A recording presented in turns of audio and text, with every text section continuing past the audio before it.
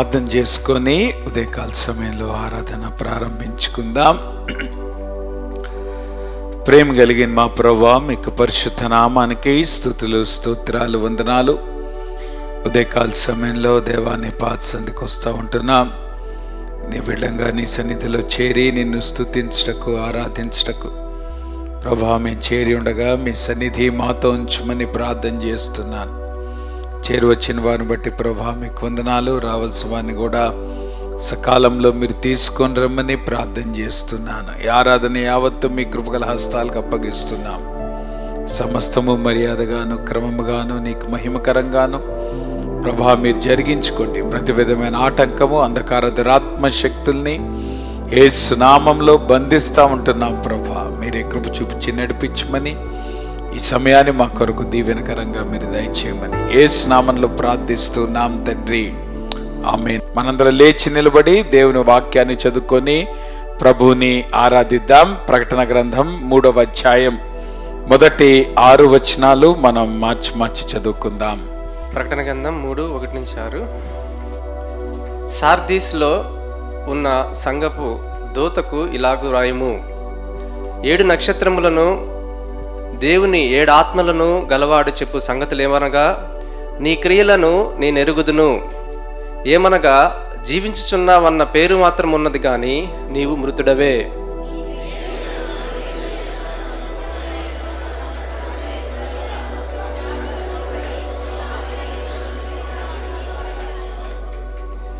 నీవు ఎలాగూ ఉపదేశము పొందితివో, ఎలాగూ వింటివో జ్ఞాపకం చేసుకొని దానిని గైకొనుచు మారు మనసు పొందుము. నీవు జాగరూకుడవై యుండని ఎడల నేను దొంగవలే వచ్చేదను. ఏ గడియను నీ మీదకి వచ్చేదనో నీకు తెలియనే తెలియదు.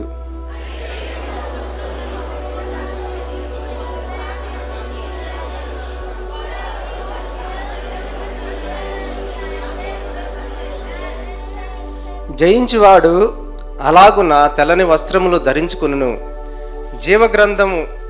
జీవగ్రంథములో నుండి అతని పేరు ఏమాత్రము తుడుపు పెట్టక నా తండ్రి ఎదుట ఆయన దూతల ఎదుటను అతని పేరు ఒప్పుకొందును. 6వ వచనం అందరం కలిసి చదువుకుందామండి. సంఘములతో ఆత్మ చెప్పుచున్న మాట చెవిగలిగాడు వినుగాక.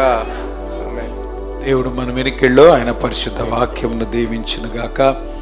ప్రేమ కలిగిన మా ప్రభువా మీకు పరిశుద్ధ నామానికి స్తుతులు, స్తోత్రాలు, వందనాలు. ఇంతవరకు నేను స్తుతించటకు, ఆరాధించటకు ప్రభా మీరు మాకు ఇచ్చిన తరుణాన్ని బట్టి మీకు వందనాలు. ఈ సమయంలో నీ వాక్యాన్ని మేము ధ్యానించినట్టుగా నీ వాక్యం ద్వారా మీరు మాతో మాట్లాడండి, మమ్మల్ని సరిచేయండి, బలపరచండి. యోగ్యమైన రీతిలో నీ బల్లను సమీపించటకు దేవా మీరు కృప చూపించమని యేసు నామంలో ప్రార్థిస్తున్నాం తండ్రి, ఆమేన్. దయచేసి కూర్చోండమ్మా.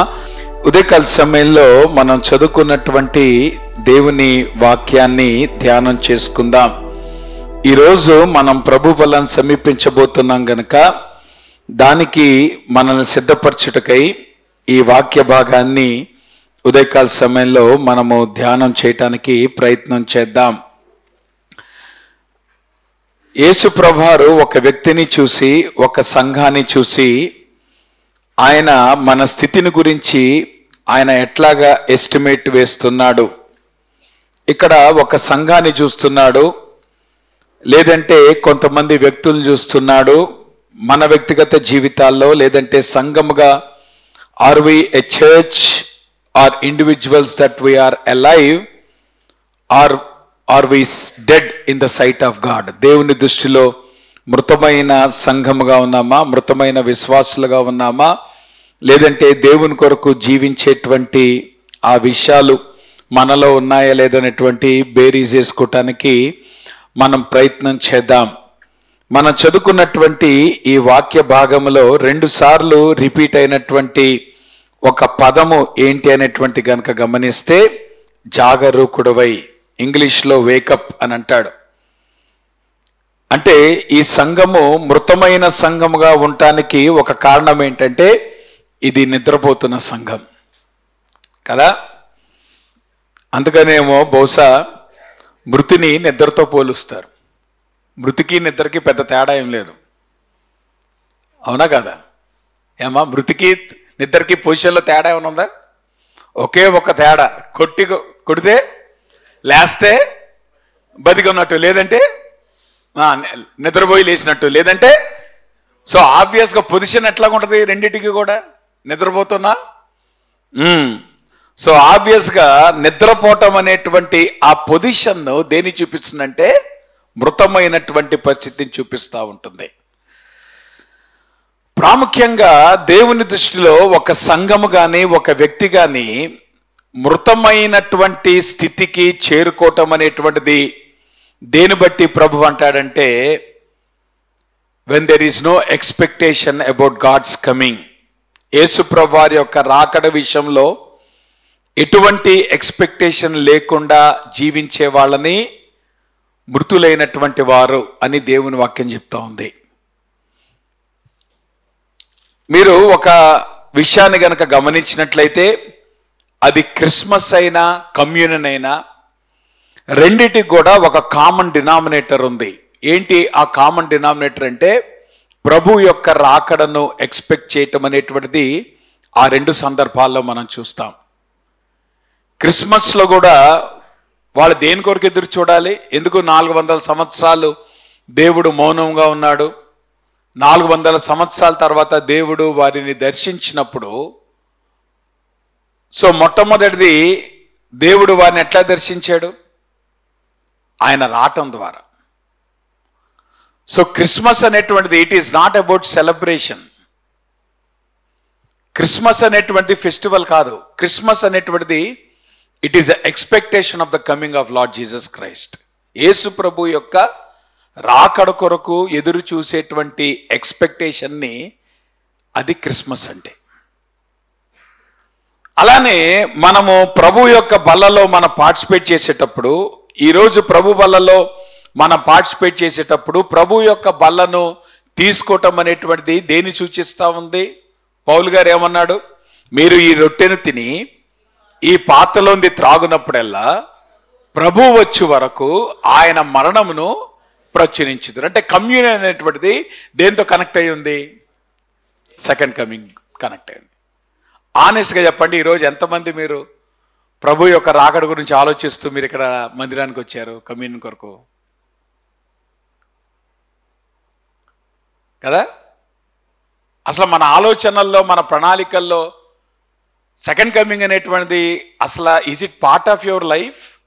మన జీవితాలు అది భాగంగా ఉందా? నేను అనుకుంటాను నిజంగా ప్రభు యొక్క రాకడ గనక నీ దృష్టిలో ఉంటే నీ జీవితం ఇట్లా ఉండదు, నువ్వు జీవిస్తున్నట్లు ఉండదు, నీ ప్రయారిటీస్ అట్లాగా ఉండవు. సో మన జీవితాలు తలకిందులు కాటానికి కానీ, మన ప్రయారిటీస్ తలకిందులు కాటానికి కానీ ఒక కారణం ఏంటంటే there is no expectation of Jesus Christ. Problem ఏంటంటే మనమే కాదు, యూదులు కూడా అట్లానే ఉన్నారు కదా. పాత నిబంధన అంతా కూడా దేని గురించి రాయబడిందమ్మా? మెస్సయ్య రాబోతున్నాడు, మెస్సయ్య రాబోతున్నాడు. ప్రవక్తలందరూ దేని గురించి మాట్లాడారు? మెస్సయ్య యొక్క రాకడ గురించి మాట్లాడారు. అంతెందుకు, ఓల్డ్ టెస్ట్మెంట్లో చివరి బుక్ ఏంటిది? అది మలాకీ గ్రంథం. మలాకీ గ్రంథంలో దేని గురించి మాట్లాడాడు ప్రభు? కదా, ప్రభుతో త్రావలను సరళం చేయుడి అనే స్వరం, బాప్తిస్మిచ్చు యోహాను గురించినటువంటి ప్రవచనం ఎక్కడ చూసాం మనం? The last book of the old testament. అంటే త్రూ అవుట్ ద ఓల్డ్ టెస్ట్మెంట్లో ప్రభు రాబోతున్నాడు, మెస్సయ్య రాబోతున్నాడు అనేటువంటి ఎక్స్పెక్టేషన్ ఉందా లేదా? ఉందా లేదా? లేఖనాల్లో ప్రభు వస్తాడు, ప్రభు వస్తాడు, ప్రభు వస్తాడు, ప్రభు వస్తాడు ఉందా లేదా?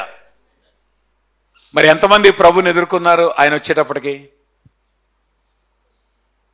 చూసారా? అంటే దాని అర్థం ఏంటి? ప్రభు ఉన్నాడనేటువంటి సత్యము కాదు, ప్రభు ఉన్నాడనేటువంటి సత్యము, ప్రభు రాబోతున్నాడనేటువంటి సత్యము ఎంతమంది జీవితాల్లో అది అక్షర రూపంగా అది ప్రభావితం చేస్తుంది? ఎంతమంది మీ ప్రభు యొక్క రాకడ కొరకు నిజంగా మనం వెయిట్ చేస్తున్నాం? ఎంతమంది మీ ప్రభు రాబోతున్నాడు అనేటువంటి విషయాన్ని నిజంగా మనం గమనం కలిగిన వారమై మనం ప్రభు బల్లో చేయి వేస్తున్నాం? అన్ఫార్చునేట్గా ట్రాజిడీ ఏంటంటే, ఆనాడు యేసుప్రభు వారు మొదటిసారి వచ్చినప్పుడు ఆయనను ఎదుర్కొన్న వాళ్ళు చాలా తక్కువ మంది, ఆయనను కలుసుకున్న వాళ్ళు చాలా తక్కువ మంది.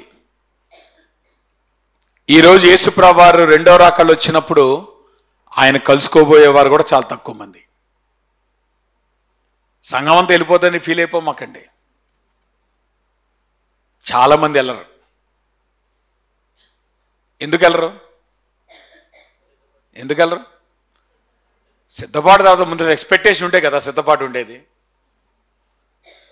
నువ్వు ప్రభు యొక్క రాకని ఎక్స్పెక్ట్ చేయనప్పుడు ఆయన రాకడం వల్ల నీకు ప్రయోజనమే ఉంది. So what is the use? అవునా కదా? సో ఆబ్వియస్గా ప్రభు యొక్క రాకడి యొక్క ఎక్స్పెక్టేషన్ లేదు గనక చాలా మంది ఆయనను కలుసుకోరు. నేను అంటున్నాను, ప్రభు యొక్క రాకడ అనేటువంటిది ఎప్పుడైనా జరగవచ్చు, ఏ క్షణంలో అయినా రావచ్చు. మరి వచ్చినప్పుడు నువ్వు ఆయనను హ్యాపీగా కలుసుకుంటావా? ఆయన వచ్చాడని షాక్ అవుతావా? చెప్పండి. ఈరోజు ఎంతమంది మీ ప్రభు వస్తే గనక హ్యాపీగా పరిగెత్తుకొని వెళ్ళి ఆయన కలుసుకుంటాం, లేదంటే ఎంతమంది షాక్ అవుతాం? ప్రభువును అప్పుడే వచ్చేసావా? మనం ఎందుకు పడుతున్నావు రమ్మని? ఏమ్మా నువ్వెందుకు ప్రార్థన చేస్తున్నావు రమ్మని? మరి ఎక్స్పెక్టేషన్ లేకపోతే ఎట్లాగా? సో నేను అంటాను, the main emphasis of communion is about the expectation of second coming. ఈరోజు ప్రభు అంటున్నాడు, ఆ సాధ్య సంగతి ఏమన్నా చెప్పండి, నీవు జాగరూకుడవై ఉండని ఎడలా, నీవు మేల్కొని ఉండకపోతే, if you don't have the expectation, నేను దొంగవలే వచ్చేదను, ఏ గడియను నీ మీదకు వచ్చేదనో నీకు తెలియదు. అంటే అర్థమేంటి? ప్రభువు అన్ఎక్స్పెక్టెడ్గా వస్తాడు. సో ఇప్పుడు మేల్కొని ఉండాల్సిన బాధ్యత ఎవరిది? ఎదుర్కోవాల్సిన బాధ్యత ఎవరిది? ఎదురు చూడాల్సినటువంటి బాధ్యత ఎవరిది? సో ప్రభువు రాబోతున్నాడు అనేటువంటి ఆ గమనముతో మన జీవితాలు కనుక నడిపించబడకపోతే ఈరోజు ప్రభు బల్ల తీసుకొని ఉపయోగం ఉందమ్మా. There is no sense in taking Lord supper. ఒకవేళ ప్రభు యొక్క రాకడ యొక్క ఎక్స్పెక్టేషన్ కనుక నీకు లేకపోతే, ప్రభు యొక్క రాకడ యొక్క సిద్ధపాటు కనుక నీకు లేకపోతే, ఈరోజు ప్రభు బల్లలో చేయి వేసి ప్రయోజనం లేదు. కారణం ఏంటంటే ప్రభు బల్ల యొక్క ఎంఫసిస్ అంతా కూడా it is about the coming of Lord Jesus Christ. Yesu ప్రభు రాబోతున్నాడు. కాబట్టి నేను అంటాను, ప్రభువు వస్తున్నాడు, ఆయన ప్రభు రాబోతున్నాడు. ఆ ప్రభు రాబోతున్నాడు అనేటువంటి ఆ ఎక్స్పెక్టేషన్తోనే మనం ప్రభు బల్లలో చెయ్యి వేయాలి. చెయ్యి వేస్తున్నాం. ఒకవేళ గనక నువ్వు అనుకున్నటువంటి ఘడియలో ప్రభు గనక వస్తే నువ్వేం చేయబోతున్నావు? Are you ready to meet him? So ఇప్పుడు ప్రభు యొక్క బల్ల మనల్ని దేని కొరకు సిద్ధపరుస్తూ ఉంది? ఈ రోజు గనక ఒకవేళ ప్రభుని ఎదుర్కొనే పరిస్థితి నీకు లేకపోతే, ప్రభు వల్లలో చేయి వేయక ముందు నీ జీవితాన్ని సరి చేసుకో.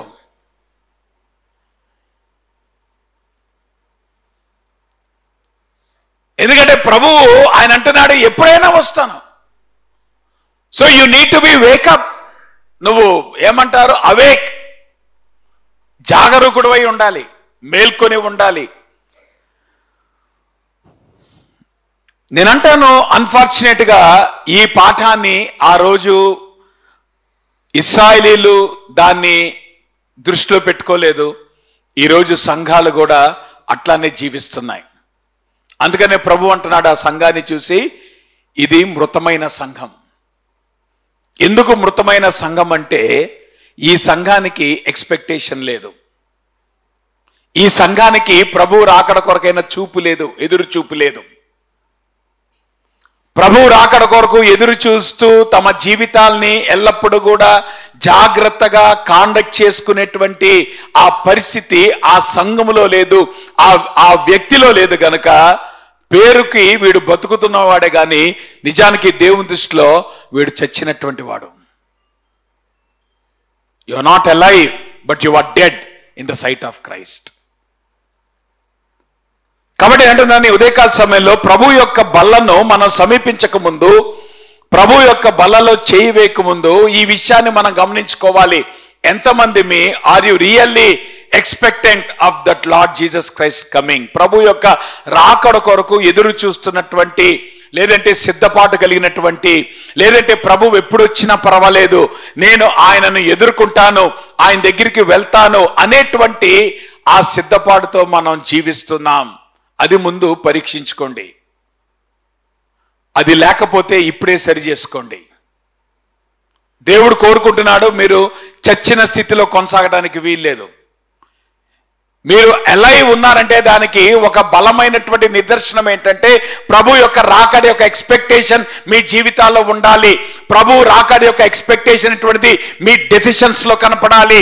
ప్రభు యొక్క రాకడి యొక్క ఎక్స్పెక్టేషన్ ఎటువంటిది మీ ప్రయారిటీస్ లో కనపడాలి. If that is not there, it is time to wake up. జాగరూకుడు వైలే. కారణం ఏంటంటే ప్రభు ఏ క్షణంలో అయినా వస్తాడు. 400 సంవత్సరాలు వాళ్ళు అనుకున్నారు ఇంకెక్కడ దేవుని స్వరం, ఇంకెక్కడ దేవుడు రావటం, ఎక్కడ సెటిల్ అయిపోయారు వాళ్ళు. అందుకని యేసుప్రభు వారు వచ్చేటప్పటికి ఇశ్రాయేలు పరిస్థితి ఎంత భయంకరంగా ఉంది. మతపరంగా వాళ్ళు చచ్చిన స్థితిలో ఉన్నారు, జనాంగముగా వాళ్ళు చచ్చిన స్థితిలో ఉన్నారు. అందుకే ప్రభు ఏం చేశాడు? అంజూరు చెట్టుని ఎందుకు చెప్పించాడు? Because there is no use of the tree anymore. ఇశ్రాయేలు జనాంగానికి దేవుడు అంతలాగా ధర్మశాస్త్రాన్ని ఇచ్చాడు, ఆయన ప్రవక్తల్ని ఇచ్చాడు, తన కుమారుని పంపించాడు. ఇన్ని జరిగినప్పటికీ కూడా వాళ్ళ జీవితాల్లో ప్రతిస్పందన లేకపోతే ఇంకా జనాంగం యొక్క అవసరం ఏంటి? అందుకే యేసుప్రభు ఏం చేశాడు? శపించి పడేశాడు ఆయన. యేసుప్రభు చనిపోయి తిరిగి లేచిన తర్వాత జనాంగం ఏమైపోయిందమ్మా? ఇశ్రాయేల్ జనాంగం 20 శతాబ్దాలు వాళ్ళు చెల్లా చెదిరే బతికారు. వాళ్ళ ల్యాండ్లో వాళ్ళు బతకలేదు. కారణం they were a dead nation. It's a dead religion. దేవుడు మందిరానికి వెళ్ళి కొడాలు పట్టుకొని కొట్టాడు వాళ్ళని. కారణం ఏంటి? మతపరంగా చచ్చిపోయారు వాళ్ళు. జనాంగాన్ని ప్రభు శపించాడు, అంజూరపు చెట్టుని శపించాడు. కారణం ఏంటి? జనాంగముగా వాళ్ళు చచ్చిపోయారు.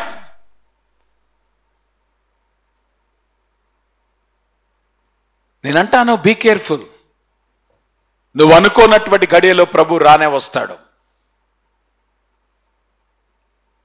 ఏ దొంగ కూడా నీకు ఫోన్ చేసి, బాబు నాకు కొంచెం పరిస్థితులు కష్టంగా ఉన్నాయి, మా ఇంట్లో కొంచెం ఇబ్బందిగా ఉంది, మీరు ఏ టైంలో మీ ఇంటికి రమ్మంటారు, మీ ఇంటికి అన్నం వేయటానికి అంటాడా?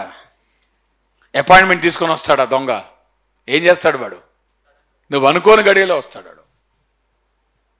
నువ్వు అలర్ట్గా ఉన్నప్పుడు వాడు ఎందుకు వస్తాడు? నువ్వు అలర్ట్గా లేనప్పుడే వాడు వస్తాడు.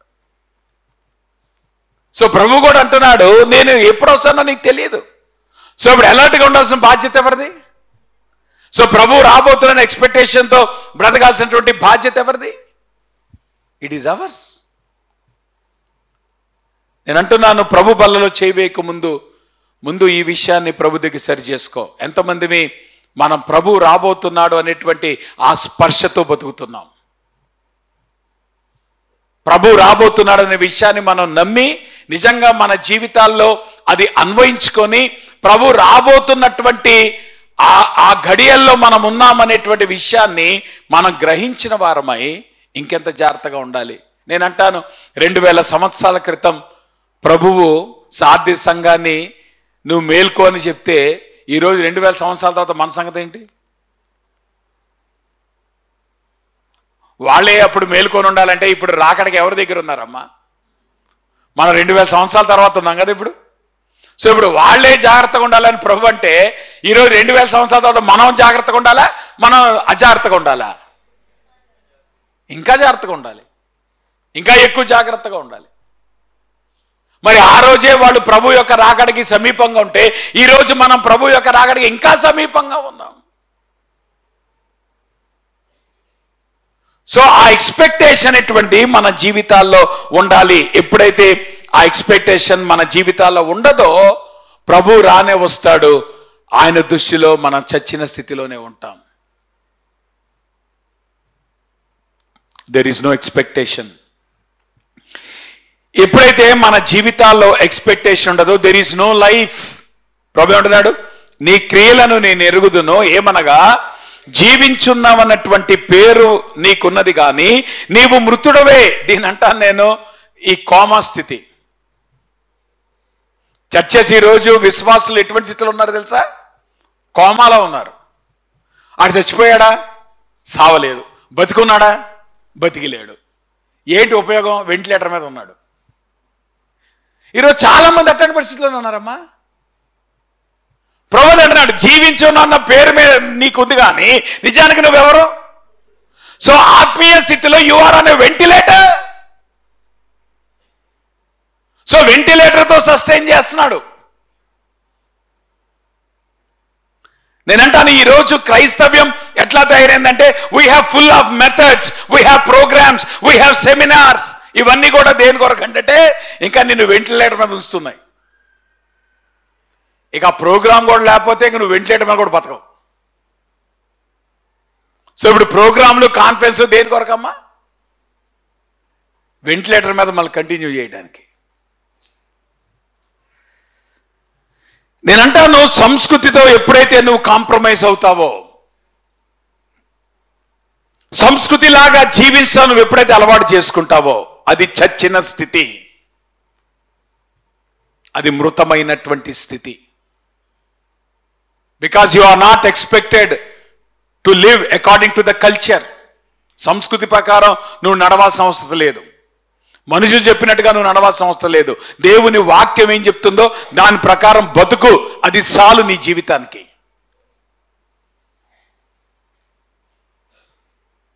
నేనంటున్నాను ఈ రోజున ఆత్మీయ స్థితిలో మనం బతికున్నట్టు లేదు, చచ్చినట్టు లేదు. వెంటిలేటర్ మీద బతుకుతున్నాం అంతే. సంఘాల పరిస్థితి ఎట్లా తయారైందంటే చర్చి ఉందా లేదా? ఏమా చర్చిల్లో జనాలు తంబలుగా వస్తున్నారు. ఏ చర్చి పట్టుకున్నా చూడండి, ఏ చర్చి పట్టుకున్నా ఎంతమంది వస్తున్నారమ్మా? తంబలుగా వస్తున్నారు. కానీ ఆ శక్తి ఉందా లోపల? దేవుని జీవం ఉందా లోపల? దేవుని కొరకైన మంట ఉందా లోపల?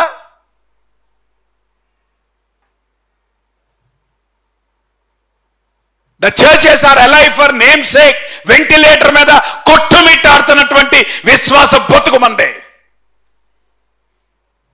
అటు సావలేదు, ఇటు బతకలేదు. వెంటిలేటర్ మీద బతుకుతున్నావు జీవితాంతం. ఉపయోగం ఏంటమ్మా? హాస్పిటల్లో వెంటిలేటర్ మీద ఉంటే ఒక వ్యక్తి ఏమైనా ఉపయోగం ఉంటుందా? బతికుంటే కదా మనకి ఒక హెల్ప్ ఉండేది, ఒక అవసరం ఉండేది. వెంటిలేటర్ మీద ఉన్నవాడు ఎంతకాలం వెంటిలేటర్ మీద ఉంటే ఉపయోగం ఏముంది? వాడి వల్ల ప్రయోజనం ఏముంది? ఏదో నేను సాటిస్ఫై చేసుకోవడానికి తప్పితే. Be careful.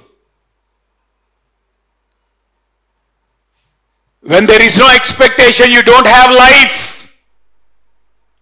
ప్రభు యొక్క రాకడ యొక్క ఎక్స్పెక్టేషన్ నీ జీవితంలో కనుక లేకపోతే నీకు జీవం ఉండదు. అందుకే ప్రభు అంటున్నాడు, జీవించున్నవన్న పేరు మాత్రమే ఉంది కానీ నీవు మృతుడువే. దీనికి ఒక పర్ఫెక్ట్ ఇల్లస్ట్రేషన్ ఏంటో చెప్పనా? ఓల్డ్ టెస్ట్మెంట్ లో శాంసన్ లైఫ్ అందరికీ తెలుసు, అవునా?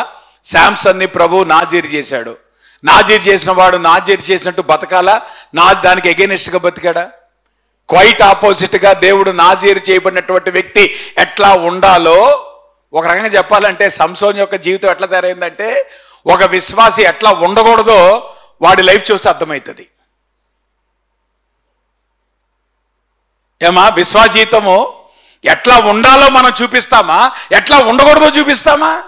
ఈరోజు విశ్వాసుల జీవితాలు ఎట్లా అయిపోయినాయి? ఎట్లా ఉండకూడదో చూపిస్తున్నాం మన జీవితాల ద్వారా. Is it not a shame? అవమానం కాదు? సంసోను నాజీర్ చేయబడిన వాడు, దేవుని పర్పస్ తో ఈ లోకంలో పంపించబడినటువంటి వాడు. కానీ ఎక్కడ కూడా తన యొక్క సెల్ఫ్ ని కంట్రోల్ చేసుకోలేకపోయాడు, తన సెల్ఫ్ ని ఆధీనంలో పెట్టుకోలేకపోయాడు. నేనంటానమ్మా, లైఫ్ లో చాలా ప్రాముఖ్యమైనది you need to learn to be self control. Self control లేనటువంటి వాడు విశ్వాసిగా ఎదగలేడు. నువ్వు విశ్వాసిగా ముందు ఎదగాలంటే, నువ్వు దేవుల్లో ముందు ఎదగాలంటే you need to learn to control yourself. ముందు నిన్ను నువ్వు ఆధీనంలో పెట్టుకో, నీ జీవితాన్ని ఆధీనంలో పెట్టుకో, నీ ప్రవర్తనని ఆధీనంలో పెట్టుకో, నీ మాటలు ఆధీనంలో పెట్టుకో. If you don't have the self control, ఎట్లాగా నువ్వు విశ్వాసగా ముందుకెళ్తావు? సో సంసోన్ యొక్క లైఫ్ ఎట్లా కనబడింది? It was utterly without self control. ఏది తోస్తే అది చేశాడు, ఏమి చెయ్యాలనుకుంటే అది చేశాడు, ఎట్లా బ్రతకాలనుకుంటే అట్లా బతికాడు. అట్లా కుదురుద్దా? దేవుడు నిన్ను ఒక ఉద్దేశంతో, ఆయన నిన్ను రక్షించుకున్నప్పుడు ఒక ఉద్దేశంతో దేవుడు నిన్ను ఆయన పని కొరకు నిన్ను ప్రత్యేకపరిచినప్పుడు నువ్వు ఉండాల్సినటువంటి విధానం ఏంటి, నువ్వు జీవించాల్సినటువంటి శైలి ఏంటి, దానికి భిన్నంగా నువ్వు ఎందుకు బ్రతుకుతున్నావు? ఒక దినం రానే వచ్చింది. ఏమైందమ్మా? శక్తి అంతా ఎక్కడుంది? ఇప్పుడు జుట్టులో ఉంది. ఆ జుట్టు కట్ చేసినప్పుడు ఏమైందమ్మా? నిద్రపోతున్నాడు కదా. ఏమవుతున్నాడు? నిద్రపోతున్నాడు. నిద్రపోతున్నప్పుడు ఏం చేశారు? పాపం ఈయన తెలీదు, ఫుల్గా మత్తుడై నిద్రపోయాడు. హెయిర్ కట్ చేసే సంగతి కూడా తెలియదు ఆయనకి. చూసారా? మొద్దుతనం. అది ఏంటది? మొద్దుతనం. అప్పుడు ఏం చేశాడు? లేవంగానే నేను బయలుదేరి విరజిమ్ముకొందును అనుకున్నాను, అయితే యెహోవా తనను ఎడబాసనని అతనికి తెలియలేదు. ఈరోజు ఎంతమంది జీవితాల్లో you are not aware that the Lord has left you. నిజానికి కొత్త నిబంధనలో దేవుడు విశ్వాసులకి ఇచ్చినటువంటి గొప్ప ఆధిక్యత ఏంటంటే పరిశుద్ధాత్ముడిని మనలో ఉంచాడు. కాబట్టి ఓల్డ్ టెస్ట్మెంట్లో లాగా పరిశుద్ధాత్ముడు వెళ్ళిపోకపోవచ్చు, కానీ పరిశుద్ధాత్ముడు నీలో ఉండి లేనట్టుగా ఉంటే నీ జీవితం వల్ల ప్రయోజనం ఏంటమ్మా? ఆయన ఉన్నా కానీ ఆయన నీ జీవితంలో యాక్టివ్గా కార్యం చేయకపోతే for all responses he is not with you. ఈరోజు నువ్వు కాన్ఫిడెంట్గా చెప్పగలవా నాతో ప్రభు ఉన్నాడని? నువ్వు కాన్ఫిడెంట్ చెప్పగలవా దేవుని కొరకు నేను జీవిస్తున్నాను, దేవుడు నాతో ఉన్నాడు, నాలో ఉన్నాడు, ఆయన యాక్టివ్గా నన్ను నడిపిస్తున్నాడు? Can you say that? బల్లక మటుకు సిద్ధపడిపోయావు. ఎట్లా కుదురుద్దమ్మా? ఎవరు సాటిస్ఫై చేసుకోవడం బల్ల తీసుకుంటున్నావు? when you are not in a position to realize that God is not with you, దేవుడు నీతో లేడనే విషయాన్ని నువ్వు గ్రహించకుండా ప్రభు బల్లో చేయడం ఉపయోగమే ఉంది? Is God active in your life? ఎప్పటిలాగే విరజిమ్ముకున్నాడు. ఏమనుకున్నాడు? అరే శత్రువు వచ్చాడు, లేస్తున్నాను, యుద్ధానికి వెళ్ళిపోతుంది. ఏంటి లేచేది? ఎక్కడికి వెళ్తావు? దేవుడేమన్నా సదా నీ ఎళ్ళ అంత ఏమంటారు పేషెన్స్ చూపిస్తాడనుకున్నావా? దేవుడు పేషెన్స్ చూపిస్తాడు, ఒకానొక దినమున యాక్షన్ తీసుకుంటాడు. ఆయన పేషెన్స్ని నువ్వు ఎప్పుడైతే నువ్వు మిస్యూజ్ చేస్తావో ఆయన యాక్షన్ తీసుకున్నప్పుడు నువ్వు చేయగలిగింది ఏముండదు, ఏడవడం తప్పితే. సంసోన్ ఏం చేశాడు?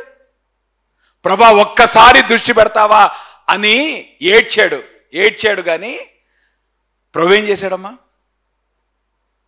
లైఫ్ ఇచ్చాడా? లైఫ్ తీసేసుకున్నాడా? Did Samson had a second chance? ఎందుకు దేవుడు ఫిలిస్తీన్ అందరితో పాటు సంసోను కూడా చంపేశాడు అక్కడ? దేవుని పేషెన్స్ని గ్రాంటెడ్గా తీసుకోమాక. ఆయన పేషెన్స్ చూపిస్తాడు, ఆయన కనికరం చూపిస్తాడు, కానీ ఒకానొక దినమున ఆయన యాక్షన్లో దిగుతాడు. ఎప్పటి వల్లే విరజిమ్ముదని అనుకొని లేస్తే హీ వాస్ పవర్లెస్.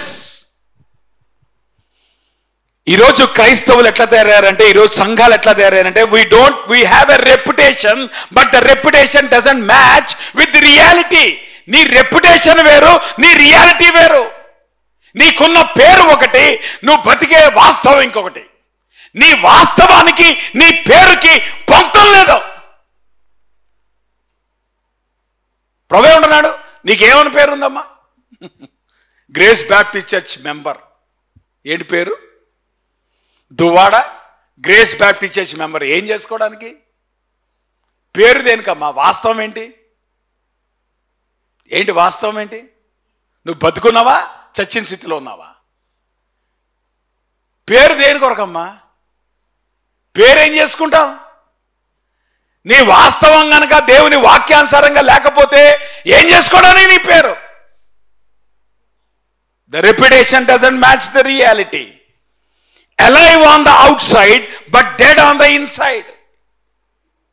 ఈరోజు చాలా మంది పరిస్థితి ఎట్లా ఉందంటే, సంఘాల పరిస్థితి ఎట్లా ఉందంటే, బయటికి మట్టికి full vibrant programs, vibrant Christianity, but on the inside కుళ్ళిన జీవితాలు.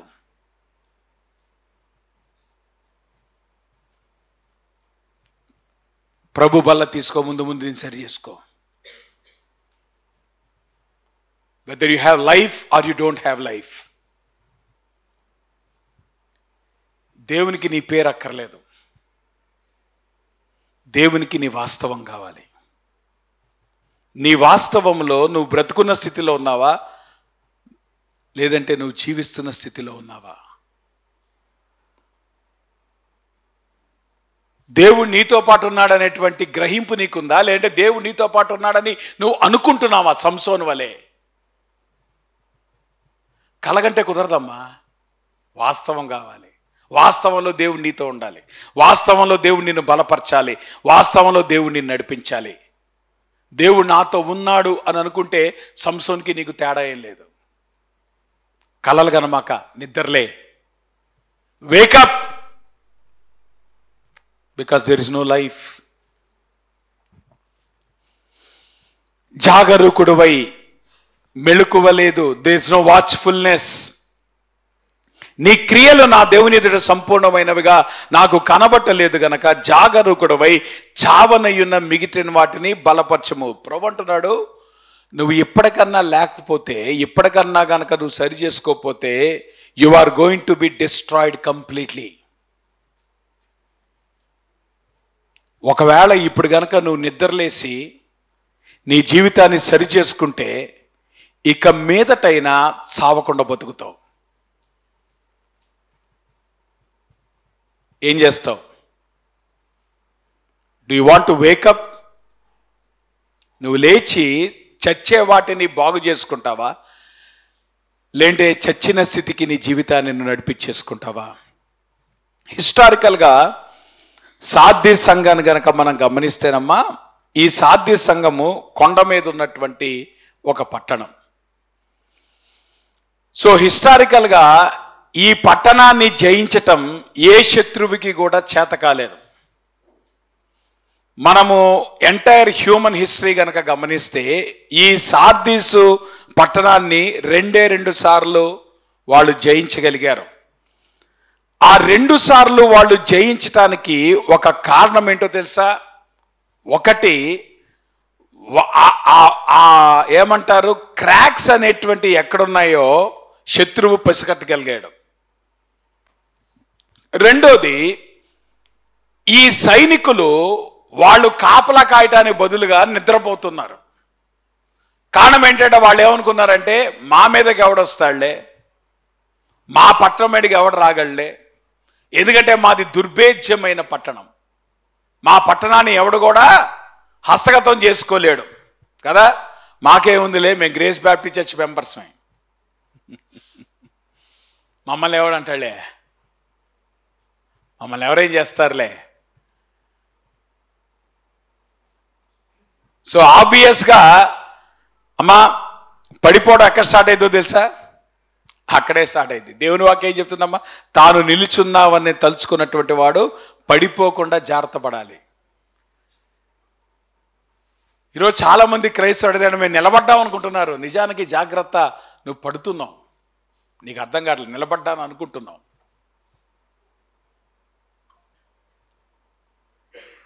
నిజంగా నిలబడేటువంటి వాడు పడకుండా ఉండడానికి జాగ్రత్త పడాలి. There is no watchfulness. Cyrus మొట్టమొదటిసారిగా 549 BCలోనే ఈ స్థలాన్ని ఆక్రమించుకున్నాడు. కారణం ఏంటో తెలుసా? వాళ్ళు పైన నిద్రపోతున్నారు. ఎవరు? సైనికులు. కరెక్ట్గా వాళ్ళు అనుకున్నటువంటి గడియలో సైరస్ సైన్యం పైకి వెళ్ళిపోయి సార్దిస్ పట్టణాన్ని వాళ్ళు హస్తగతం చేసుకున్నారు. కాడు ప్రభు అంటున్నాడు, మీకు చరిత్ర తెలియాలి. You need to learn from history. దేవుడు అందుకని హిస్టరీ పెట్టాడు. హిస్టరీ ఎందుకు పెట్టాడు? నేర్చుకోవడానికి. మనకేమో హిస్టరీ అంటే బోరు. హిస్టరీ అంటే మనకి బోరు కదా. కానీ హిస్టరీ ఎందుకు దేవుడు పెట్టాడు? ఒక సబ్జెక్ట్ ఎందుకు హిస్టరీ? హిస్టరీ తెలియాలి.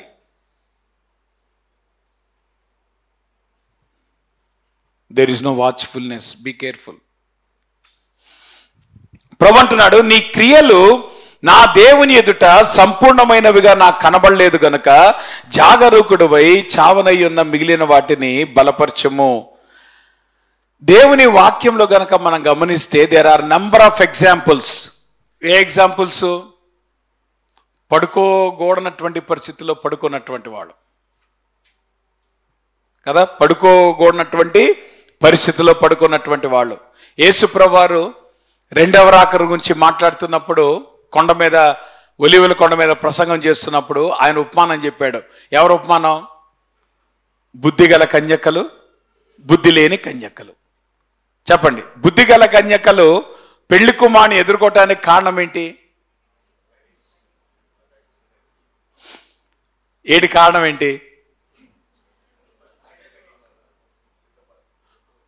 వాళ్ళు మెలుకుతున్నారమ్మా, వాళ్ళు మెలుకొని ఉన్నారు. బుద్ధి లేని కన్యకలు ఏం చేస్తున్నారు? నిద్రపోతున్నారు. సో పెళ్లి కుమారుడు ఎప్పుడు వచ్చాడు? నిద్రపోతున్నప్పుడు వచ్చాడా? నిద్ర లేచినప్పుడు వచ్చాడా? మనం అనుకుంటాం, పాస్టర్ గారు ఇప్పుడు దాకా లేచే ఉన్నానండి, ఇప్పుడుదాకా అంటే కుదురుద్దా? చెప్పండి, ఇప్పుడుదాకా లేచేవాడంటే కుదురుద్దా? సో కరెక్ట్గా ఎప్పుడు వస్తాడు? శత్రువు ఎప్పుడు వస్తాడు? నిద్రపోతున్నప్పుడు వస్తాడు.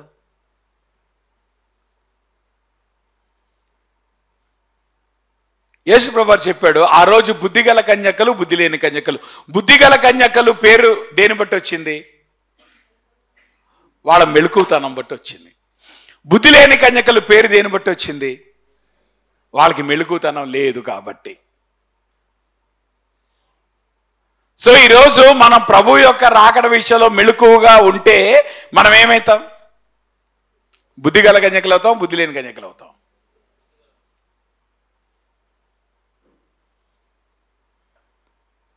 సో ఆబ్వియస్గా ఏమైపోయిందమ్మా? నేను అంటాను, నీ లైఫ్లో అసలుకి ఏంటో తెలుసా? సంవత్సరం అంతా నిద్రలేసి ఉంటాం కాదు, కావలసినప్పుడు నిద్రలేసి ఉంటాం. అవునా కదా? మనం ఏం చేస్తాం? పాస్టర్ గారు సంవత్సరం అంతా బాగానే ఉన్నాను పాస్టర్ గారు, ఆ రోజు ఏదో అయింది అనుకోండి. ఏ రోజు? సో లాభమే ఉందమ్మా. సంవత్సరం అంతా నువ్వు మేల్కొనుండి ఆ ఒక్కరోజు నువ్వు పాపం చేస్తే లాభమే ఉంది? కుదురుద్దా? ఏమండి, సంవత్సరం అంతా బాగానే ఉన్నా అండి, సంవత్సరం అంతా నేను డ్యూటీ చేశానండి, ఆ ఒక్కరోజు ఏదో ప్రాబ్లం వచ్చిందండి కాబట్టి ఫ్లైట్ కొలాప్స్ అయిందండి అంటే ఎట్ట కుదురుద్ది? ఊరుకుంటారా కదా? పోయినవా ఈ వారంలో మొత్తం 2 విమాన ప్రమాదాలు జరిగినాయి. ఎక్కడ? అమెరికాలో. సో ఇప్పుడు దాన్ని నిగ్గు తేలుస్తున్నారు. ఏం జరుగుతుంది, ఏంటి ప్రాబ్లం? సో అటెంటివ్నెస్ ఎందుకు లేదు? ఏ ట్రాఫిక్ కంట్రోలర్కి అటెంటివ్నెస్ ఎందుకు లేదు? ఎన్ని సంవత్సరాల నుండి ఉద్యోగం చేస్తున్నాడు? అవునా కదా? ఎన్ని సంవత్సరాల నుండి ఉద్యోగం చేస్తున్నారు? కానీ పొరపాటు ఎప్పుడు జరుగుద్ది? జీవితంతో జరుగుద్దా? ఒకసారి జరుగుద్దా? సో నిజానికి కేర్ఫుల్గా ఉండాల్సిన ఒక్కసారా జీవితం అంతానా? టెక్నికల్గా మీరు అర్థం చేసుకోండి అమ్మా. Only 1 moment can destroy your life.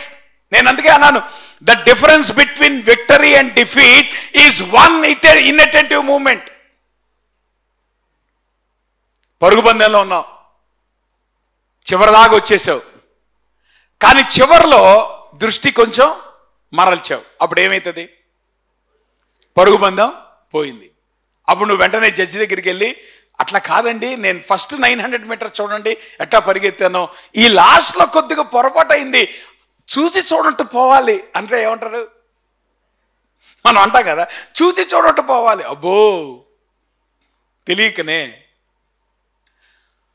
900 మీటర్లు బాగానే ఉన్నావమ్మా, చివరి 100 మీటర్లు ఏం చేసావు?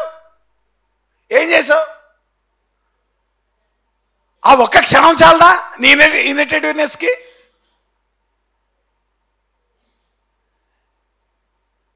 నీ లైఫ్ అంతా కాదు, ఆ ఒక్కరోజు చాలు నీ జీవితాన్ని మెజర్ చేయటానికి. నువ్వు లైఫ్ అంతా ఎన్ని మాటలు మాట్లాడితేనేంది, ఒక్క మాట దూరలేవు. చెప్పండి, మనమేమంటాం?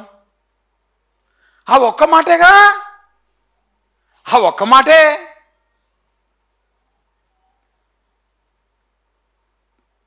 నేనంటాను, బీ కేర్ఫుల్.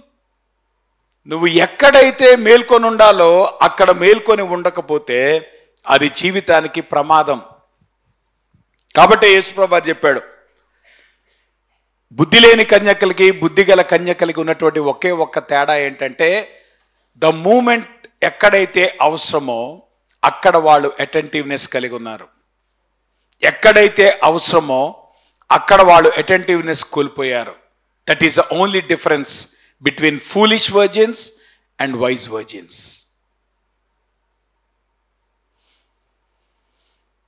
యేసుప్రభువు గెత్సెమనే తోటలో ఆయన సిలువ కొరకు సిద్ధపాటు కలిగి ఉన్నాడు కదా. సిద్ధపాటు కలిగినటువంటి క్రమంలో శిష్యులను ఏం కోరుకున్నాడు? మీరు గమనించండి, 3.5 సంవత్సరాల పరిచర్లో ఎక్కడైనా యేసుప్రభువు ప్రార్థన చేయమని శిష్యులను అడిగాడా? ఎక్కడైనా మీరు 3.5 సంవత్సరాల పరిచర్లు ఏం జరిగింది చెప్పండి? నార్మల్గా జరిగిన ప్రక్రియ ఏంటి? రాత్రి అంతా ప్రభు ప్రార్థన చేస్తుంటే వీళ్ళు రాత్రి అంతా నిద్రపోతున్నారు. అవునా కదమ్మా? రాత్రంతా ఎక్కడైనా యేసుప్రభువు రాత్రంతా కొండకి ఏకాంతంగా ప్రార్థన చేయడానికి వెళ్ళినప్పుడు 12 మంది శిష్యులు కూడా చక్కగా వెళ్ళి ఆయనతో పాటు ఏకాంతంగా ప్రభువా అని ప్రార్థన చేసినట్లు ఎక్కడన్నా రాయబడిందా? రాయబడింది ఎక్కడన్నా? పోనీ ఆ 3.5 సంవత్సరాల్లో ఎక్కడైనా ప్రభు అరే ప్రార్థన చేయండిరా అన్నాడా? ఆయన 3.5 సంవత్సరాల్లో వాళ్ళని అడిగింది ఒక్కసారి, ఏమని? మెలకుగా ఉండి ప్రార్థన చేయండి అని. మెలకుగా ఉండి ప్రార్థన చేయమన్నది ఎవరి కోసం? ప్రభు కోసమా శిష్యుల కోసమా? ఏమ్మా, మెలకుగా ఉండాల్సిన బాధ్యత ఎవరి కోసం? పాపం యేసుప్రభువు కష్టం వచ్చేసిందండి, ఇప్పుడు చాలా దుఃఖంలో ఉన్నాడండి, కాబట్టి మనం కూడా కొంచెం వెళ్ళి దుఃఖం పడి ఆయన సహాయం చేద్దామండి. కాబట్టి యేసుప్రభువు యొక్క సిలువను మనం కూడా మోసేద్దామండి, యేసుప్రభువుతో పాటు మనం కూడా కొడా దెబ్బలు తినేద్దామండి. కాబట్టి యేసుప్రభువుతో పాటు అంత అక్కర్లేదు అన్నాడా ప్రభు? అమ్మో మీరు లేకపోతే నేను సిలువకి వెళ్ళలేను అన్నాడా? ఏమ్మా, ప్రభు జీవితంలో ఒక్కసారి అడిగాడు. ఆ ఒక్క క్షణంలో నువ్వు ప్రార్థన చేస్తుంటే నీ పరిస్థితి వేరుగా ఉండేది. ఆ ఒక్క క్షణంలో ఏం చేసావు? అవకాశాలను ఏం చేసావు? నీ జీవితం అంతా ప్రభు అడగలేదమ్మా. ప్రభువుకు తెలుసు నీ వీక్ మూమెంట్ ఏంటో ప్రభువు తెలుసు. అందుకే ప్రభు చెప్పాడు, పేతురు నా కోసం కాదా నువ్వు ప్రార్థన చేయాల్సింది, నా కోసం కాదు, నువ్వు పడిపోకుండా నువ్వు ప్రార్థన చేయి. కారణం ఏంటి తెలుసా? సాతానుగాడు ఈ రాత్రి నిన్ను పట్టుకోబోతున్నాడు అన్నాడా లేదా ప్రభు? సాతానుగాడు మిమ్మల్ని అడుగుతున్నాడు అన్నాడా లేదా ప్రభు? సో ఇప్పుడు సాతానుగాడు మీ అందరి మీద దృష్టి పెట్టాడు. ఈ రాత్రి వాడు నా మీద అటాక్ చేయటమే కాదు, నా మీద వచ్చే అటాక్ని ఎదుర్కొనేటువంటి ధైర్యం నాకుంది. కానీ మీ మీద వచ్చేటువంటి అటాక్ని మీరు ఎదుర్కోలేరు కనుక మీరు మెలకువతో ఉండి ప్రార్థన చేయండి అని ప్రభు కోరుకున్నాడు. ఆ రాత్రి పేతురు పాపం చేయడానికి కారణం ఏంటి? ఆ రాత్రి ప్రార్థన చేస్తుంటే పేతురు బొంకేవాడా? సో పేతురు అవిధేయత చూపించడానికి కారణం ఏంటి? ఏ క్షణములో అయితే ప్రభువు జాగ్రత్తగా ఉండమన్నాడో ఆ క్షణములో అజాగ్రత్తగా ఉన్నాడు. అమ్మ జాగ్రత్త వినండి, నీ లైఫ్లో there are very crucial moments where God wants you to be watchful. అక్కడ గనక నువ్వు అజాగ్రత్త ప్రదర్శించావా, గాన్ కేస్.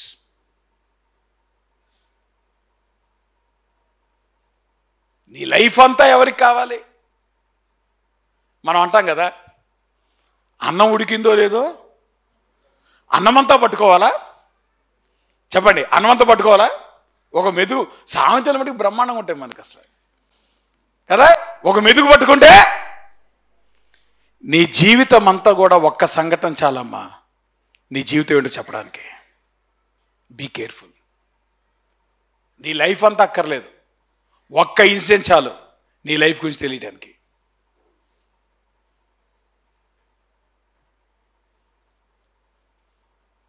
మూడున్నర సంవత్సరాల్లో ప్రభు ఏనాడు కూడా వాళ్ళని ప్రార్థన చేయమని లేదు. ఆ మాటకొస్తే ప్రభు ఆయన ఒంటరిగా ప్రార్థన చేసేవాడు తప్పితే. కానీ ఆ ఒక్క రాత్రి ప్రభు వాళ్ళని ప్రార్థన చేయమన్నాడు. కారణం ఏంటంటే ఆయన బలం కొరకు కాదు, వీళ్ళు పడిపోకుండా ఉండాలని. కానీ ఆ రాత్రి ఏం జరిగింది? ఒక్కడైనా ప్రభుతో పట్టున్నాడా? అందరూ ప్రగల్భాలు పలినోళ్ళే కదమ్మా. అసలు పేతురు అయితే అన్నాడు, ప్రభా నా సంగతికి ఇంకా పూర్తిగా తెలిసినట్లేదు, అసలు నేను ఎవరో నీకు తెలుసా, నా రెప్యుటేషన్ ఏంటో తెలుసా? వీళ్ళందరూ ప్రభా ఆ సంగతి వదిలే, వాళ్ళు వేస్ట్ గాడు. నేనైతే ప్రభా, నేను ఒక సంగతి చెప్పనా, నేనైతే అన్నవాడు ముందు పడతాడు. ముందు పడేది ఎవరు? వీళ్ళంతా కాదండి. నేనైతే అన్నావా gone case.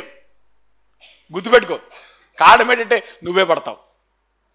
Because you are thinking.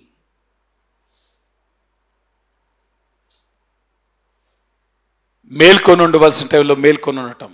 అపోస్తల కార్యాల్లో పౌలు గారు మహారోషంతో ప్రసంగం చేస్తున్నాడు. ప్రసంగం చేస్తుంటే ఒక ఆయన ఏం చేశాడు?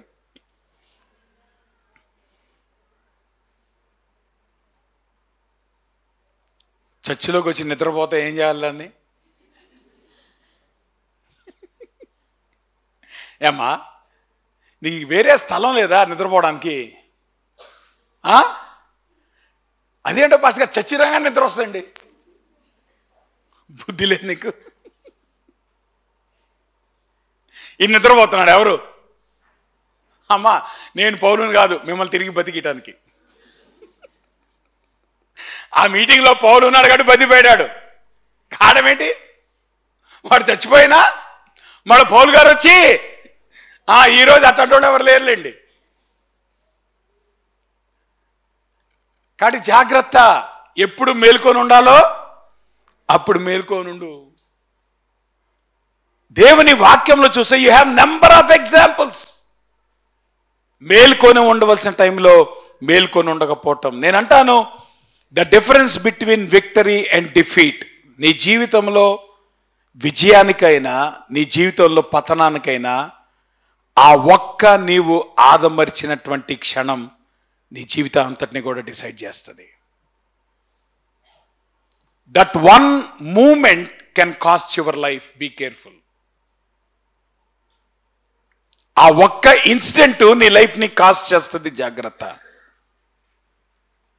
అందుకే నేను అంటాను, మేలుకొని ఉండటం అంటే, ఇప్పుడు నీ రెప్యుటేషన్ ఒకటి ఉంది, నీ రియాలిటీ ఒకటి ఉంది అని అన్నప్పుడు నా ఉద్దేశం ఏంటంటే, ఇప్పుడు లేచి నీ రెప్యుటేషన్ సరి చేసుకోమని కాదు, నీ రియాలిటీని సరి చేసుకో.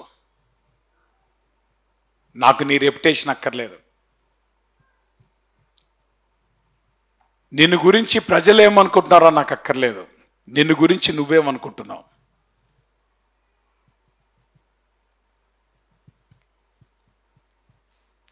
నీ క్రిస్టియన్ లైఫ్ గురించి నాకు ఇతరులు చెప్పేది అక్కర్లేదు. నీ క్రిస్టియన్ లైఫ్ గురించి నీకు వ్యక్తిగతంగా what is your estimation about your life? నాకేం పర్లేదు పాస్టర్ గారు అనుకున్నావా? జాగ్రత్త. వాస్తవం అనేటువంటిది ఎప్పుడు కూడా వాస్తవానికి తగినట్లుగా మన జీవితాలు ఉండాలి. It's not according to reputation. Reputation ఏముందమ్మా? డబ్బులతో కూడా కొనుక్కోవచ్చు. రెప్యుటేషను, పేరు ప్రఖ్యాతులు ఎట్లాగొస్తాయి? పేరు ప్రఖ్యాతులు ఎట్లాగొస్తాయి? కానీ వాస్తవం వేరు. వాస్తవంలో బ్రతకండి.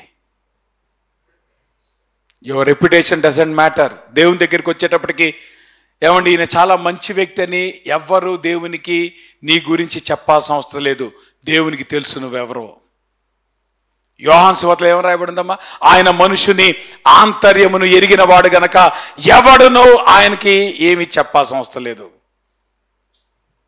దేవుని దగ్గరికి వచ్చి నువ్వే రికమెండేషన్ చెప్పక్కర్లే. God knows who you are. నేను ప్రభు దగ్గరికి వెళ్ళి నేనేంటో చూపించుకోవాల్సిన అవసరం లేదు. ఆయనకి నేను ఎవరో తెలీదా? Why you want to strive for reputation when you don't have the reality? Reputation ఆవిడకి కావాలమ్మా, వాస్తవం కావాలి. దేవుని తెలీదా వాస్తవం? ప్రభుకు వాస్తవం తెలుసు. అందుకే అన్నాడు, జీవించున్న పేరు నీకుంది, నీకు రెప్యుటేషన్ ఉంది, కానీ నీకు రియాలిటీ లేదు. రియాలిటీలో నువ్వు చచ్చిన స్థితిలో ఉన్నావు. అది నువ్వు గ్రహించలేకపోతున్నావు.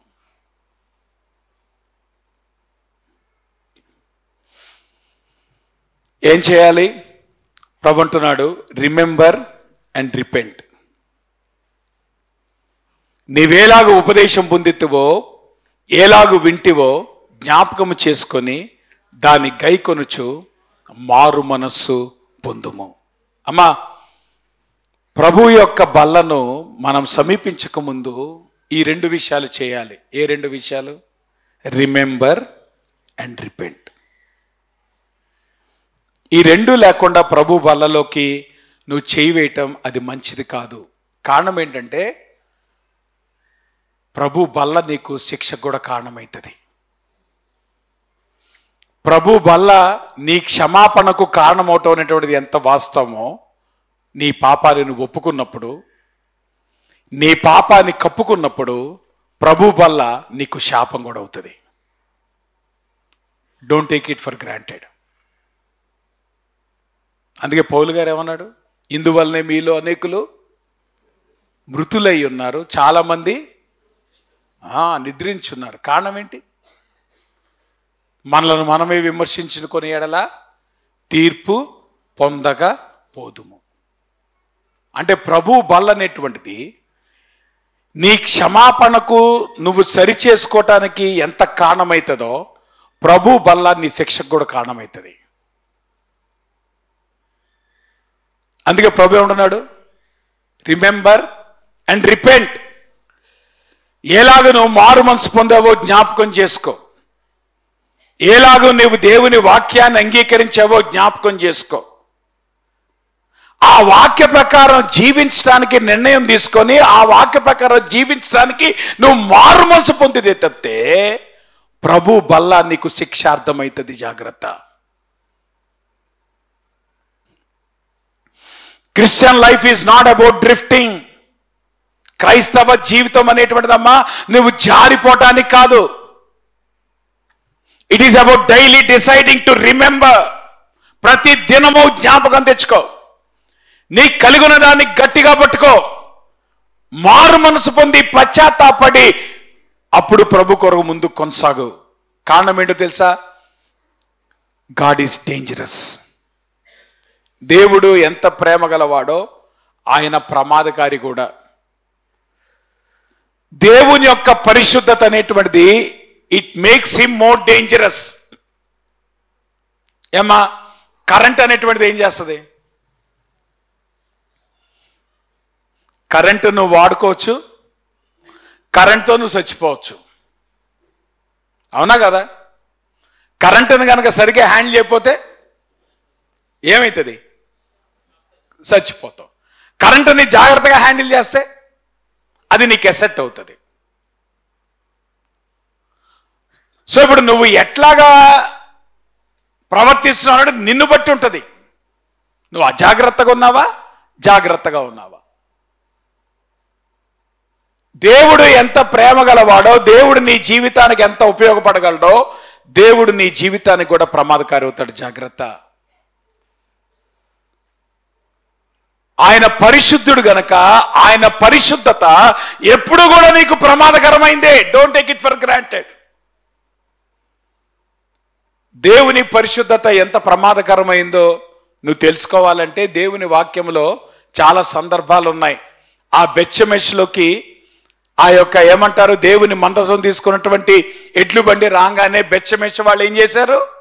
50,000 మంది వెళ్ళి ఏం చేశారు? ఆ మందసంలోకి తొంగి చూశారు. ఒక్క రోజున దేవుడు ఎంతమంది చంపేశాడమ్మా? 50,000 మందిని చంపేశాడు. దేవుని మందసం పడబోతా ఉంటుంటే ఉజ్జా దాన్ని పట్టుకోబోతే దేవుడు అక్కడికక్కడ ఉజ్జాని చంపేశాడు. నాదాబు అబీహులు వాళ్ళు దేవుడు కోరుకున్నటువంటి అగ్నిని తీసుకొని రాకుండా వేరొక అగ్నిని వాళ్ళు తీసుకొని వచ్చినప్పుడు దేవుని సన్నిధిలోనే దేవుడు వాడిని చంపేశాడు. పోనీ పాత నిబంధన అండి, పాత నిబంధనలో దేవుడు కోపిష్టండి, కొత్త నిబంధనలో దేవుడు ఎవడు ప్రేమ గలవాడండి. మరి అన్నయ్య సెపరేట్ దేవుడు ఎక్కడ చంపాడమ్మా? చర్చి లోపల, చర్చి బయట. God is dangerous. Be careful.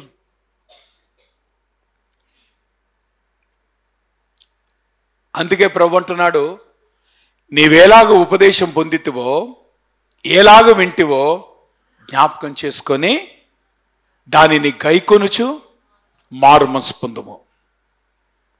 ఇది గనక లేకపోతే దేవుని గ్రాంటెడ్గా తీసుకోమాక.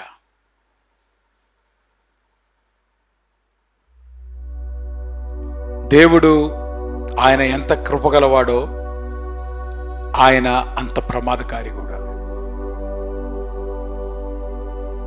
Don't take God's word for granted. ఉదయకాల సమయంలో ప్రభు బల్లను మనం సమీపించుండగా పరీక్షించుకుందాం. ప్రభు యొక్క రాకడ యొక్క ఎక్స్పెక్టేషన్ మనకుందా? ప్రభు కోరుకుంటున్నటువంటి జీవం మనకుందా? దేవుడు కోరుకున్నటువంటి మారు మనస్సు, పశ్చాత్తాపం మనం కలిగి ఉన్నామా?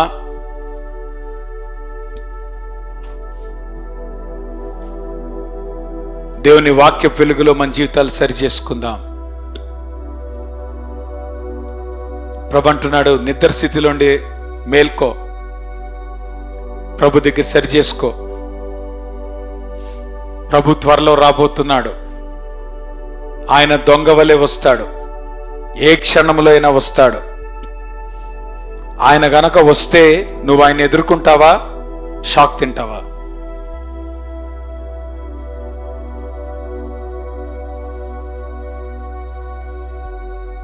దేవుని వాక్య వెలుగులో సరి చేసుకుందాం.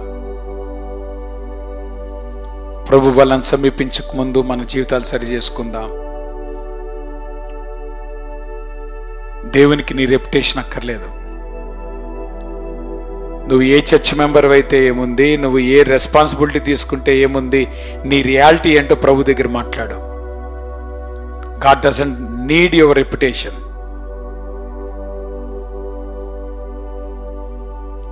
నీ వాస్తవం ప్రభు దగ్గర పెడతావా?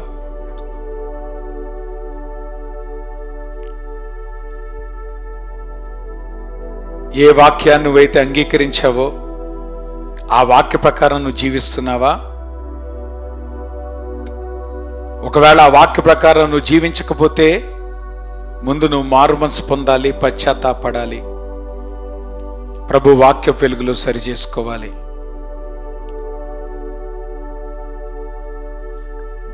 దేవుని వాక్యాన్ని గ్రాంటెడ్గా తీసుకోమాక, దేవుని సన్నిధిని గ్రాంటెడ్గా తీసుకోమాక. ఆయన ప్రేమ గలవాడు, ఆయన కృపగలవాడు, ఆయన దీర్ఘశాంతం గలవాడు. ఓర్చుకుంటాడు, కానీ ఒకానొక దినమున ఆయన యాక్షన్ తీసుకుంటాడు. ఎల్లకాలం ఆయన ఓర్చుకుంటా వెళ్ళడం. కాబట్టి ప్రభు యొక్క బలం సమీపించక ముందు మన జీవితాలు సరి చేసుకుందాం. ప్రేమ కలిగిన మా ప్రభువా, మీకు పరిశుద్ధ నామానికి స్తుతులు, స్తోత్రాలు, వందనాలు. ఈ ఉదయకాల సమయంలో దేవాన్ని పాద సంధికి వస్తూ ఉంటున్నాం. నీ వాక్యము ప్రభా మా దృష్టికి మీరు తీసుకొని వచ్చారు. మా జీవితాలు ఎట్లాగున్నావో పరీక్షించుకోవటానికి దేవా మీరు కృప చూపించండి. జాగరూకుడివై మేల్కొనుమని నీ వాక్యము సెలవిస్తుండగా, నీ రాకడ కొరకు ఎదురు చూడాలనేటువంటి విషయాన్ని నీ వాక్యము సెలవిస్తుండగా, ప్రభా నీ వాక్య ప్రకారం జీవిస్తున్నామో లేదో మేము జ్ఞాపకం చేసుకుని, లేని ఎళ్ల ప్రభా పశ్చాత్తాపడి మా జీవితాలు సరిచేసుకొని నీ బలలో చేయవేయటానికి దేవా మీరు కృప చూపించండి. ప్రభా నీవు అతి త్వరలో రాబోతున్న దేవుడో గనుక, ప్రభా ఏ క్షణంలో అయినా ప్రభా నీ వచ్చేటువంటి వాడవు గనుక, ప్రభా నీ రాకడ కొరకు సిద్ధపాటు క్రమంలో ప్రభా మా జీవితాలు మేము సరి చేసుకుంటూ ప్రభా నీ బలలో మేము చేవేస్తున్న ప్రతిసారి కూడా మీ మరణాన్ని ప్రచురించేవారుగా మేము ఉండేటట్లు దేవా మీరు కృప చూపించమని ప్రార్థన చేస్తూ ఉదయకాల సమయంలో ప్రభా మరి నీ బలలో చేయవేసిన ప్రతి కుటుంబాన్ని ప్రతి వ్యక్తిని ప్రభా మీరు జ్ఞాపకం చేసుకోనండి. ప్రభా మరి ఎవరైతే ఇంకా మారు మనసు పొందలేదో వారికి కూడా మీరు అవకాశం మీరు దయచేయండి. మారు మనసు పొందుటకు దేవా మీరు కృప చూపించండి. ఉదయకాల సమయంలో ప్రతి కుటుంబాన్ని మీ నమ్మకమైన హస్తాలకు అప్పగించుకుంటూ యేసు నామములో ప్రార్థిస్తున్నాం తండ్రి. పరలోకమందున్న మా తండ్రి, మీ నామం పరిశుద్ధపరచబడునుగాక, మీ రాజ్యం వచ్చునుగాక, మీ చిత్తం పరలోకమందు నెరవేర్చు భూమి నెరవేరునుగాక. మా దినాహారం నేడు మాకు దయచేయండి. మా అన్నసులు మీకు క్షమించకాలను క్షమించండి. మా శోధలో దక్క దుష్టుని తప్పించండి. రాజ్యము శక్తి మహిమ నిరంతరం మీరైనారు తండ్రి. మన తండ్రి అయిన దేవుని యొక్క ప్రేమయు కుమారుడు యేసుక్రీస్తు వారి కృపయు పరిశుద్ధాత్మ అన్యోన్య సహవాసం ఇప్పుడు మనకు సదాకాలము తోడై ఉండి ఆయన రాకడ పర్యంతము భద్రపరిచి నడిపించునుగాక. మా అందరికి వందనాలు. God bless. ఒకనొక పలకరించుకొని బిళ్ళకి మీరు వెళ్ళొచ్చు.